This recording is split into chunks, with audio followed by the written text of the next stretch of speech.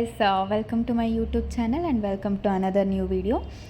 So yes, ಈ luggage ಎಲ್ಲ ನೋಡ್ತಾ ಇದ್ದರೆ ಗೆಸ್ ಮಾಡ್ಬೋದು, it's a travel vlog. So we are travelling to south Goa. ಈ ಕಂಪ್ಲೀಟ್ ವಿಡಿಯೋ ಏನಿದೆ, ಸೌತ್ ಗೋವಾ ಬಜೆಟ್ ಎಷ್ಟಾಯಿತು ಆ್ಯಂಡ್ ಸ್ಟೇ ಎಲ್ಲಿ ಮಾಡಿದ್ವಿ, ಯಾವೆಲ್ಲ ಪ್ಲೇಸಸ್ ಕವರ್ ಮಾಡಿದ್ವಿ ಅಂತ ಕಂಪ್ಲೀಟ್ ಡೀಟೇಲ್ಸ್ ಈ ವಿಡಿಯೋದಲ್ಲಿ ಕೊಡ್ತೀನಿ. ಸೊ ಇನ್ನೂ ಯಾರೆಲ್ಲ ನನ್ನ ಚಾನಲ್ಗೆ ಸಬ್ಸ್ಕ್ರೈಬ್ ಆಗಿಲ್ಲ ಆದಷ್ಟು ಬೇಗ ಸಬ್ಸ್ಕ್ರೈಬ್ ಮಾಡಿ ಆ್ಯಂಡ್ ಬೆಲ್ ಐಕಾನ್ ಬಟನ್ನ ಪ್ರೆಸ್ ಮಾಡಿ. ಸೊ ಈ ಟ್ರಿಪ್ಗೆ ನನ್ನ ಜೊತೆ ಕಂಪನಿ ಮಾಡ್ತಾ ಇರೋದು ನನ್ನ ಕ್ಲೋಸ್ ಫ್ರೆಂಡ್ ಚಂದು. ಸೊ ನಾವಿಬ್ಬರು 3 days ಟ್ರಿಪ್ ಪ್ಲ್ಯಾನ್ ಮಾಡಿದ್ವಿ. ಸೊ ಬನ್ನಿ ಸೌತ್ ಗೋವಾ ಹೇಗಿರುತ್ತೆ ಅಂತ ಹೇಳ್ಬಿಟ್ಟು ನಮ್ಮ ಜೊತೆ ಎಕ್ಸ್ಪೀರಿಯನ್ಸ್ ಮಾಡಿ. ಸೊ ನಾವು ನಮ್ಮ ಜರ್ನಿ ಸ್ಟಾರ್ಟ್ ಮಾಡಿದ್ದು ಬ್ಯಾಂಗ್ಳೂರಿಂದ. ಆ್ಯಸ್ ಯೂಶ್ವಲ್ ನನ್ನ ಬಜೆಟ್ ಟ್ರಿಪ್ ಅಂತ ಹೇಳಿದ್ದಕ್ಕೆ ನಾವು ಟ್ರೈನ್ ಬುಕ್ ಮಾಡ್ಕೊಂಡಿದ್ವಿ. ವಾಸ್ಕೋ ಡಿ ಗಾಮಾ ಎಕ್ಸ್ಪ್ರೆಸ್ ಬುಕ್ ಮಾಡ್ಕೊಂಡಿದ್ದು. ಆಲ್ಮೋಸ್ಟ್ 8:30 PM ಏನೋ ನಮ್ಮದು ಟ್ರೈನ್ ಇದ್ದಿದ್ದು ನೈಟ್ ಯಶವಂತಪುರಿಂದ. ಆ್ಯಂಡ್ ಟಿಕೆಟ್ ಪ್ರೈಸ್ ಬಂದುಬಿಟ್ಟು almost 280 to 300 rupees per head ಆಯಿತು. ನಾವು ಬುಕ್ ಮಾಡ್ಕೊಂಡಿದ್ದು ಲೊಂಡಾ ಜಂಕ್ಷನ್ಗೆ, ಬಿಕಾಸ್ ಆ್ಯಕ್ಚುಲಿ ಸೌತ್ ಗೋವಾಗೆ ಮಡ್ಗೋವಾ ಹತ್ರ ಆಗುತ್ತೆ. ಬಟ್ ನಮಗೆ ಅಲ್ಲಿ ಟ್ರೈನ್ ಟೈಮಿಂಗ್ಸ್ ಕನ್ವೀನಿಯೆಂಟ್ ಇಲ್ಲದೆ ಇರೋದಕ್ಕೆ ನಾವು ಲೊಂಡಾ ಜಂಕ್ಷನ್ಗೆ ಬುಕ್ ಮಾಡ್ಕೊಂಡ್ವಿ. ಸೊ ನೀವು ಮಡ್ಗೋವಾಗಿ ಬುಕ್ ಮಾಡಿಕೊಂಡ್ರೆ ಸ್ವಲ್ಪ ಟ್ರಾವೆಲ್ ಟೈಮ್ ಆಗಿರ್ಬೋದು ಅಥವಾ ಎಕ್ಸ್ಪೆನ್ಸಸ್ ಆಗಿರ್ಬೋದು ಕಮ್ಮಿ ಮಾಡ್ಕೋಬೋದು. ಬಿಕಾಸ್ ಲೊಂಡಾ ಜಂಕ್ಷನಿಂದ ನೀವು ರಾಮನಗರ್ ಹೋಗಿ ಆಮೇಲೆ ಅಗೊಂಡಾಗ ಹೋಗಬೇಕಾಗತ್ತೆ, ಅದು ಅಡಿಷ್ನಲ್ ಎಕ್ಸ್ಪೆನ್ಸಸ್ ಆಗುತ್ತೆ ಆದ್ದರಿಂದ. ಸೊ ನಾವು ಲೊಂಡಾ ಜಂಕ್ಷನಿಂದ ರಾಮನಗರ್ಗೆ ಶೇರ್ ಆಟೋದಲ್ಲಿ ಬಂದ್ವಿ. That is again 200 rupees per head ಆಯಿತು. ಆ್ಯಂಡ್ ರಾಮನಗರಿಂದ ಅಗೊಂಡಾಗೆ ಸಪ್ರೇಟ್ ಟ್ಯಾಕ್ಸಿ ಮಾಡ್ಕೊಂಡು ಬಂದ್ವಿ ನಾವು. ಆ್ಯಕ್ಚುಲಿ ಆಲ್ಮೋಸ್ಟ್ ಅದು 25 to 30 kilometers ಇದೆ. ಬಸ್ಸಸ್ ಅವೈಲಬಿಲಿಟಿ ಇದೆ, ಬಟ್ ನಮ್ಮ ಟೈಮ್ಗೆ ಕನ್ವೀನಿಯೆಂಟ್ ಇಲ್ಲದೆ ಇರೋದ್ರಿಂದ ನಾವು ಟ್ಯಾಕ್ಸಿ ಮಾಡ್ಕೊಂಡು ಬಂದ್ವಿ. ಆಲ್ಮೋಸ್ಟ್ 2800 to 3000 rupees ತೊಗೊಳ್ತಾರೆ. ಆ್ಯಂಡ್ ಆಲ್ಮೋಸ್ಟ್ 2 hours ಜರ್ನಿ ಏನೋ ಇದೆ. ಬಸ್ಸಲ್ಲಿ ಬಂದಿದ್ರೆ ಆಲ್ಮೋಸ್ಟ್ ಫುಲ್ ಡೇ ಜರ್ನಿನೇ ಆಗ್ತಿತ್ತು, ಮತ್ತು ಪ್ಲೇಸಸ್ ಕವರ್ ಮಾಡ್ಕೊಳ್ಳಿಕ್ಕಾಗಲ್ಲ. ಆ್ಯಂಡ್ ಸ್ಟೇ ಕೂಡ ಬುಕ್ ಮಾಡಿದ್ವಿ ಅಲ್ವಾ ನಾವು, ಅದರಿಂದ ನಾವು ಟ್ಯಾಕ್ಸಿ ಬುಕ್ ಮಾಡ್ಕೊಂಡು ಬಂದ್ವಿ. ಸೊ ನಾವು ಬುಕ್ ಮಾಡಿದ್ದು ಸ್ಟೇ ಬಂದುಬಿಟ್ಟು ಸಂತನಾ ಗೆಸ್ಟ್ ಹೌಸ್ ಅಂತ ಹೇಳಿಬಿಟ್ಟು ಅಗೊಂಡಾದಲ್ಲೇ. ಆಲ್ಮೋಸ್ಟ್ ಬೀಚ್ ವೀವ್ ಏನಿತ್ತು ಅದರ ಆಪೋಸಿಟ್ ಸೈಡ್ಗೆ ಮಾಡ್ಕೊಂಡಿದ್ವಿ. Nice property actually. ಆಲ್ಮೋಸ್ಟ್ 3 daysಗೆ 4000 rupees ಆಯಿತು. ಇಟ್ಸ್ ಎ ಬಡ್ಜೆಟ್ ಸ್ಟೇ ಅಂತಲೇ ಹೇಳ್ಬೋದು. ಈವನ್ ಕ್ಲೆನ್ಲಿನೆಸ್ ಆಗಿರ್ಬೋದು ಅಥವಾ ರೂಮ್ ಫೆಸಿಲಿಟಿ ಎಲ್ಲನೂ ತುಂಬಾ ಚೆನ್ನಾಗಿತ್ತು. ಆ್ಯಂಡ್ ಆಲ್ಮೋಸ್ಟ್ ಎಲ್ಲ ನಿಯರ್ ಬೈ ಬೀಚಸ್ಗೂ ಆಕ್ಸೆಸಿಬಲ್ ವೇಯಲ್ಲಿತ್ತು. ಆ್ಯಂಡ್ ನಾನು ರೂಮ್ ಟೂರ್ ಕೂಡ ಒಳಗಡೆ, ಅಂದರೆ ರೂಮ್ ಒಳಗಡೆ ಕೂಡ ತೋರಿಸ್ತೀನಿ. ಚಿಕ್ಕ ಮುಂದೆ ಒಂದು ಬಾಲ್ಕನಿ ಆ್ಯಂಡ್ ಎದುರುಗಡೆ ಕೂಡ ಆಲ್ಮೋಸ್ಟ್ ಚೆನ್ನಾಗೇ ಇತ್ತು. ವೀವ್ ಏನಿರ್ಬೋದು, ಅದು ಒಂದು ತೋಟದ ಒಳಗಡೆ ಅವರೇನೋ ಗೆಸ್ಟ್ ಹೌಸ್ ಥರ ಮಾಡ್ಕೊಂಡಿದ್ದಾರೆ. ಸೊ ಚೆನ್ನಾಗಿತ್ತು. ಒಂದು ಚಿಕ್ಕ room. It was well maintained actually. And ನಾವು ಆಲ್ಮೋಸ್ಟ್ ಈಗ ಟೂರಿಸ್ಟ್ ಪ್ಲೇಸಲ್ಲಿ ನಾವು ಈವನ್ ಜಾಸ್ತಿ ಸ್ಟೇ ಏನು ಮಾಡಲ್ಲ ಆ ಪ್ಲೇಸಲ್ಲಿ, ಅಂದರೆ ರೂಮಲ್ಲಿ. ಆದ್ದರಿಂದ ಬೆಟರ್ ಕಮ್ಮಿದೆ ನೋಡ್ಕೊಂಡು ಬುಕ್ ಮಾಡಿಕೊಂಡ್ರೆ ಬಡ್ಜೆಟ್ ವರ್ಕೌಟ್ ಆಗುತ್ತೆ.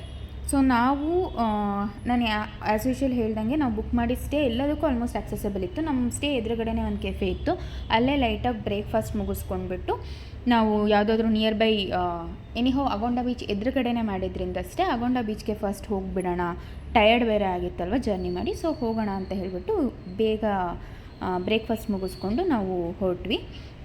ಸೊ ಫಸ್ಟ್ ಡೇ ನಾವು ವಿಸಿಟ್ ಮಾಡಿದ್ದು ಅಗೊಂಡ ಬೀಚು.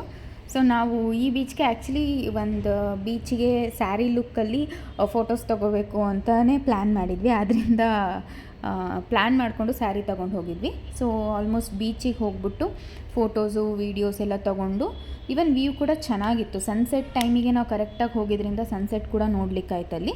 ಸೊ ಅಲ್ಲಿ ಬೀಚ್ ಅಂದರೆ ಸನ್ಸೆಟ್ ಎಲ್ಲ ಮುಗಿಸ್ಕೊಂಡು ನಾವು ಮತ್ತೆ ನಮ್ಮ ರೂಮಿಗೆ ಬಂದು ನೈಟ್ ಆಲ್ಮೋಸ್ಟ್ 7 o'clock 8 o'clock ಹಂಗೆ ಡಿನ್ನರಿಗೆ ಹೋದ್ವಿ. ನಾವು ಅಲ್ಲೇ ನಿಯರ್ ಬೈ ಒಂದು 6 kilometersಲ್ಲಿ ಒಂದು ಪಾಲೋಲಂ ಬೀಚ್ ಅಂತ ಇದೆ. ಅಂದರೆ ಬೀಚ್ ಸೈಡ್ ತುಂಬ ರೆಸ್ಟೋರೆಂಟ್ಸ್ ಅವೈಲೇಬಲ್ ಇರುತ್ತೆ. ಅಲ್ಲಿ ನಾವು ಡಿನ್ನರ್ಗೆ ಹೋದ್ವಿ. So French fries, mushroom, pepper dry, so ಇದನ್ನೆಲ್ಲ ಆರ್ಡರ್ ಮಾಡಿಕೊಂಡು, ಅಂದರೆ ಔಟ್ಸೈಡ್ ಬೀಚ್ ಮುಂದೆನೇ ನಾವು ಕುತ್ಕೊಂಡು ತಿನ್ಬೋದು. ಚಿಕ್ಕದಾಗಿ, ಅಂದರೆ ಕ್ಯಾಂಡಲ್ ಲೈಟೆಲ್ಲ ಹಚ್ಬಿಟ್ಟು ಮಾಡಿರ್ತಾರೆ. ಸೊ ಒಂಥರ ಡಿನ್ನರ್ ಚೆನ್ನಾಗಿರುತ್ತೆ ಆ ಬೀಚ್ ವೀವಲ್ಲಿ ಡಿನ್ನರ್ ಮಾಡಲಿಕ್ಕೆ. So that's how we ended day 1. ಅಂದರೆ ಆಲ್ಮೋಸ್ಟ್ 2 beaches ಅಷ್ಟೇ ನಾವು ಕವರ್ ಮಾಡಲಿಕ್ಕಾಗಿತ್ತು. ಆ್ಯಂಡ್ ಸೆಕೆಂಡ್ ಡೇ ಬಂದುಬಿಟ್ಟು ನಾವು ಸ್ಕೂಟಿ ಹೈಯರ್ ಮಾಡಿದ್ವಿ. ಸ್ಕೂಟಿ ನಮಗೆ ಅಲ್ಲಿ ನಮ್ಮ ಸ್ಟೇ ಅವ್ರನ್ನೇ ಆಲ್ಮೋಸ್ಟ್ ನೀವು ಈಗ ಯಾವುದೇ ಟ್ರಾವೆಲ್ ಪ್ಲೇಸಸ್ಗೆ ಹೋದ್ರೂ 100 meters, ಸ್ಪೆಷಲಿ ಗೋವಾ ಹೋದ್ರಂತೂ 100 meters ಬಂದು ರೆಂಟಲ್ ಸರ್ವಿಸಸ್ ಇದ್ದೇ ಇರುತ್ತೆ. ಸೊ ನಮ್ಮ ಸ್ಟೇ ಅವ್ರ ಹತ್ರನೇ ಒಂದು ರೆಂಟಲ್ ಸ್ಕೂಟಿ ಇತ್ತು. ಸೊ ಅಲ್ಲಿ ನಾವು 500 ರುಪೀಸ್ ಫ್ಯಾಸಿನೋ ಸ್ಕೂಟಿ ತೊಗೊಂಡ್ವಿ, 500 rupees per day and petrol ನಮ್ಮದೇ. ಸೊ ಅಲ್ಲಿಂದ ನಾವು ಫಸ್ಟ್ ಪ್ಲೇಸ್ ಕವರ್ ಮಾಡಲಿಕ್ಕೆ ಹೊರಟಿದ್ದು ಸ್ಯಾಡೋಲೆಕ್ಸಮ್ ಬೀಚು. ನಮ್ಮ ಸ್ಟೇಯಿಂದ ಅಗೊಂಡಾಯಿಂದ ಆಲ್ಮೋಸ್ಟ್ 8 to 9 ಕಿಲೋಮೀಟರ್ಸ್ ದೂರ ಇತ್ತು.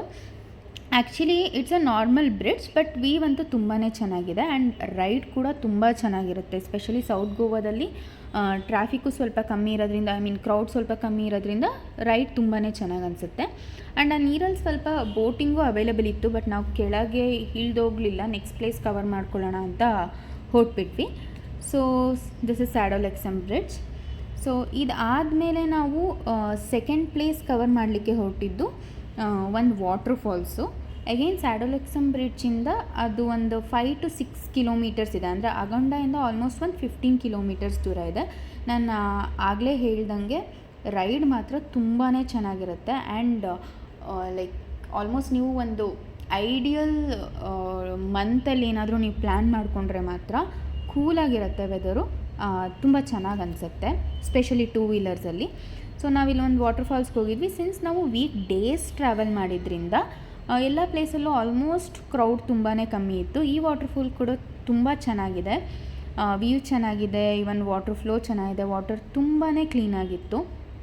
ನನ್ನ ಪ್ರಕಾರ ಇದು ಮಸ್ಟ್ ವಿಸಿಟ್ ಪ್ಲೇಸ್ ಅಂತಲೇ ಹೇಳ್ಬೋದು, ಬನ್ನಂಬುಡೋ ವಾಟರ್ ಫಾಲ್ ಅಂತ ಹೇಳಿ. ಕ್ರೌಡು ಇಲ್ಲದೆ ಇರೋದ್ರಿಂದ ಒಂದು ಸ್ವಲ್ಪ ಹೊತ್ತು ನಾವು ವಾಟರ್ ಫಾಲ್ಸಲ್ಲಿ ಎಷ್ಟೊತ್ತು ಬೇಕೋ ಅಷ್ಟೊತ್ತು ಟೈಮ್ ಸ್ಪೆಂಡ್ ಮಾಡಿಕೊಂಡು ಫೋಟೋಸ್ ತೊಗೊಂಡು ಹೋಗೋ ಥರ ಪ್ಲೇಸ್ ಇತ್ತು. ಆ್ಯಂಡ್ ಆ್ಯಕ್ಸೆಸಬಲ್ ಕೂಡ ಇದೆ, ಆಲ್ಮೋಸ್ಟ್ ಮೇನ್ ರೋಡಿಗೆ ಲೆಫ್ಟ್ ಸೈಡಲ್ಲೇ ಇರುತ್ತೆ. ಆ್ಯಂಡ್ ಕೆಳಗೆ ಇಳಿದೋಗೋಕ್ಕೆ ಚಿಕ್ಕದಾಗಿ ಪ್ಲೇಸ್ ಕೂಡ ಮಾಡಿದ್ದಾರೆ. ಸೊ ಆ್ಯಕ್ಸೆಸಬಲ್ ಇತ್ತು. ಆ್ಯಂಡ್ ಈ ಬಂಡೆಗಳನ್ನೆಲ್ಲ ಹತ್ಕೊಂಡು ಮೇಲೆ ಹೋಗ್ಬೋದಿತ್ತು, ಬಟ್ ನಾವು ಅದನ್ನೆಲ್ಲ ಟ್ರೈ ಮಾಡಲಿಲ್ಲ. ಆ್ಯಕ್ಚುಲಿ ನಾವು ಹೊರಟು ಬಂದಮೇಲೆ ಬೇರೆ ಯಾವುದೋ ಟ್ರಿಪ್ ಗ್ಯಾಂಗ್ ಅವ್ರು ಬಂದರು, ಅವ್ರು ಆ್ಯಕ್ಚುಲಿ ಮೇಲೆ ಹತ್ಕೊಂಡು ಟಾಪ್ಗೆ ಹೋಗಿದ್ರು. ಬಿಕಾಸ್ ವಾಟರ್ ಫ್ಲೋ ಸ್ವಲ್ಪ ಕಮ್ಮಿ ಇದ್ದಿದ್ದರಿಂದ ನೀಟಾಗಿ ಲೆಫ್ಟ್ ಸೈಡಿಂದ ಹತ್ಕೊಂಡು ಹೋಗ್ಬೋದಿತ್ತು. Maybe water fall like rainy ಸೀಸನಲ್ಲಿ ಏನಾದರೂ ಹೋಗಿದರೆ ವಾಟರ್ ಫ್ಲೋ ಜಾಸ್ತಿ ಇರುತ್ತೆ, ಆ ಟೈಮಲ್ಲಿ ಪ್ರಾಬಬ್ಲಿ ನಾವು ಅಲ್ಲೆಲ್ಲ ಅಂದರೆ ಹತ್ತಕ್ಕಾಗಲ್ಲ. ಈ ಟೈಮಲ್ಲಿ ನಾವು ಹೋದಾಗ ಸ್ವಲ್ಪ ವಾಟರ್ ಫ್ಲೋ ಕಮ್ಮಿ ಇದ್ದಿದ್ದರಿಂದ ಹತ್ಕೊಂಡೆಲ್ಲ ಹೋಗ್ಬೋದಿತ್ತು. It was a nice place to visit in south Goa. And next ನಾವು ಥರ್ಡ್ ಪ್ಲೇಸ್ಗೆ ಹೋಗಿದ್ದು ಬಂದು ವೈಲ್ಡ್ ಲೈಫ್ ಸ್ಯಾಂಚುರಿ. ಸೊ ಈ ಪ್ಲೇಸು ಸ್ವಲ್ಪ ತುಂಬ ಇಂಟೀರಿಯರ್ ಹೋಗಬೇಕು. ಆಲ್ಮೋಸ್ಟ್ ಈಗ ಈ ಬನ್ನಂಬುಡ ವಾಟರ್ಫಾಲಿಂದ ಮತ್ತೆ ಒಂದು 10-12 ಕಿಲೋಮೀಟರ್ಸ್ ಇಂಟೀರಿಯರ್ ಹೋಗಬೇಕು.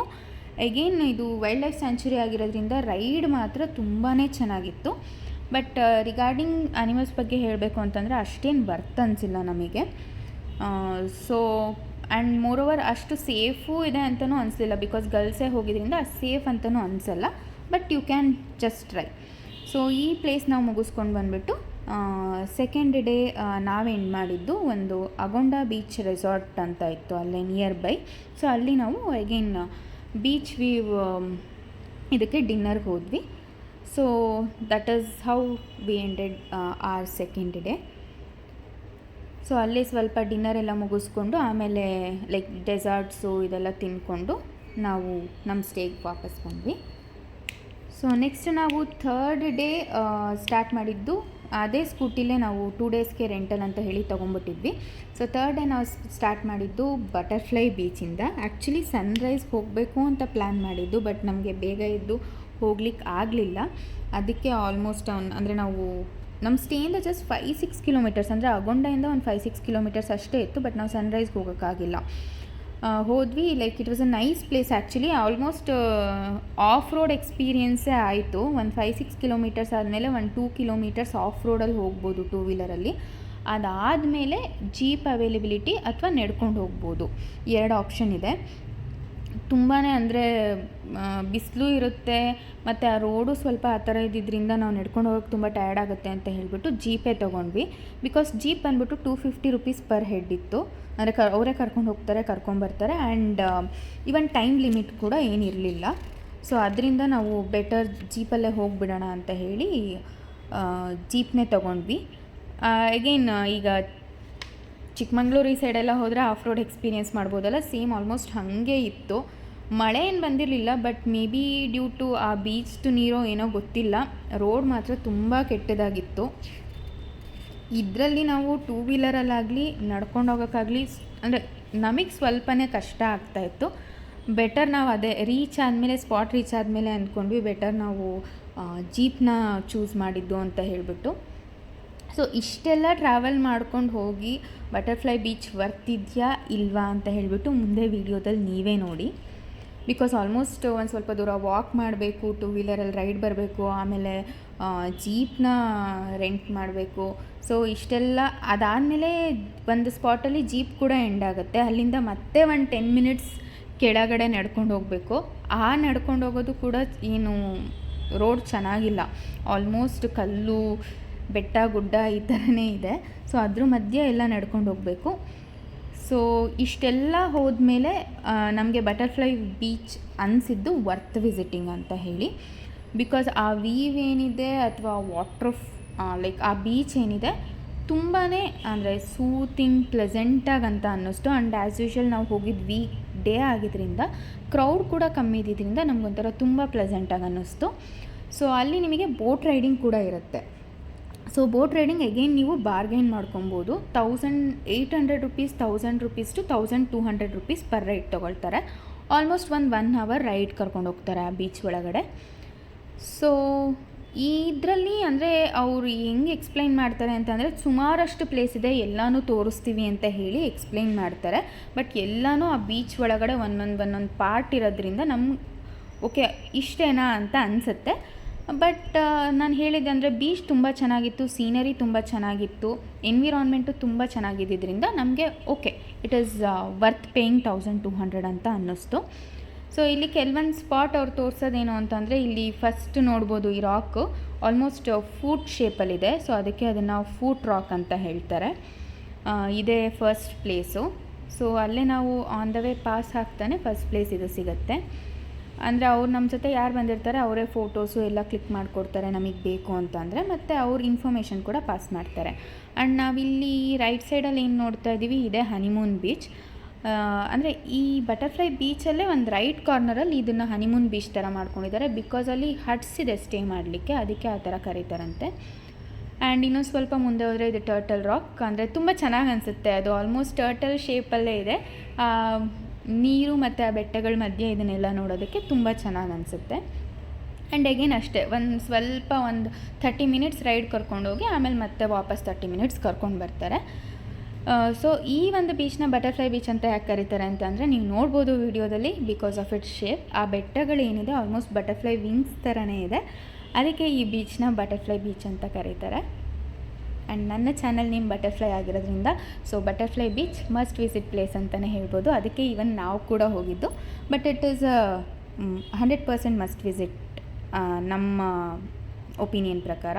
ಇವನ್ ಅಲ್ಲಿ ಕಲ್ಲುಗಳೆಲ್ಲ ಇರೋದ್ರಿಂದ ಅದ್ರ ಮೇಲಿಂದ ಸೀನರಿ ತುಂಬ ಚೆನ್ನಾಗಿ ಅನಿಸುತ್ತೆ. ಆ್ಯಂಡ್ ಫೋಟೋ ಸ್ಪಾಟ್ ಕೂಡ ಪಕ್ಕ.